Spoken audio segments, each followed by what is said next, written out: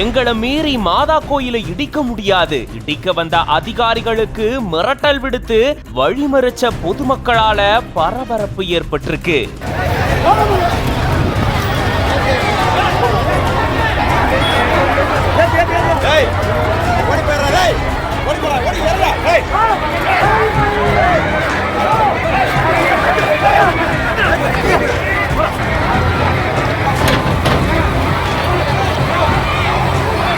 மாதா கோயில சூழ்ந்து மக்கள் நின்னாலும் ஜேசிபி இயந்திரம் மூலமா மாதா கோயில் இடிக்கப்பட்ட சம்பவம் பெரும் பரபரப்பை ஏற்படுத்தியிருக்கு.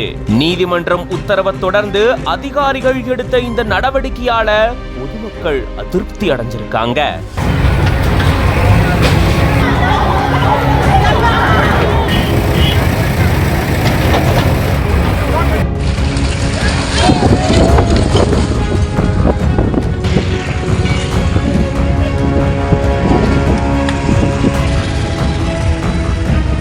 விழுப்புரம் மாவட்டம் திருவெண்ணைநல்லூர் பருகம்பட்டு பகுதியில கடலூர் தேசிய நெடுஞ்சாலை ஒட்டி வாய்க்கால் பகுதியை ஒட்டியே மாதா கோயில் ஒண்ணு இருக்கு.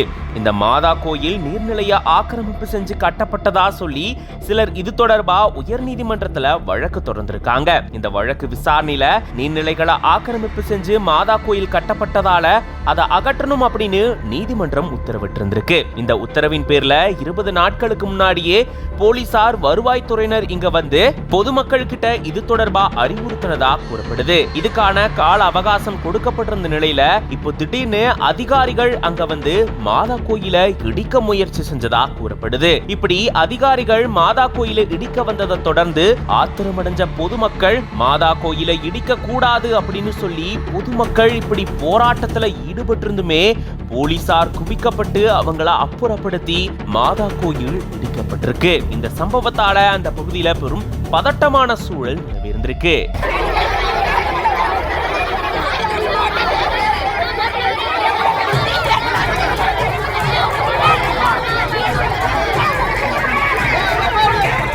ராகவன் வாய்க்கால் அப்படின்ற இந்த வாய்க்கால் கரையில தான் இந்த மாதா கோயில் கடந்த 3 ஆண்டுகளுக்கு முன்னாடி கட்டப்பட்டதா கூறப்படுது.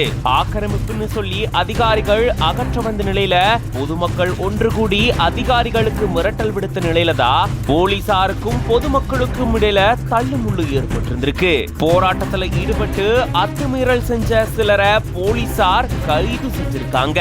அப்போ பெண் ஒருத்தங்க திடீர்னு மயங்கி விழுந்ததால பெரும் பரபரப்பு சூழலும் நிலவிருந்திருக்கு. இந்த நிலையில தான் இதன் காரணமா கடலூர் சித்தூர் தேசிய நெடுஞ்சாலையில போக்குவரத்தும் பாதிக்கப்பட்டிருக்கு.